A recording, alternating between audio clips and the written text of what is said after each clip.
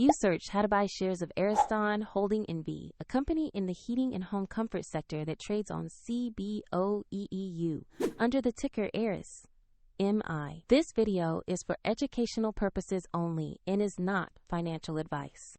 To buy shares, you need a broker account, and I will use eToro as an example to show the steps. After registering, you will normally need to verify your account with an identity document and add funds before buying. Open the platform search and type the ticker ARIS.MI to find the correct Ariston Holding N.V listing. Select the matching CBOE EU result to access the company page.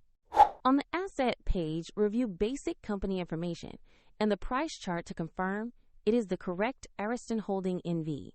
Check the exchange and ticker display to ensure accuracy.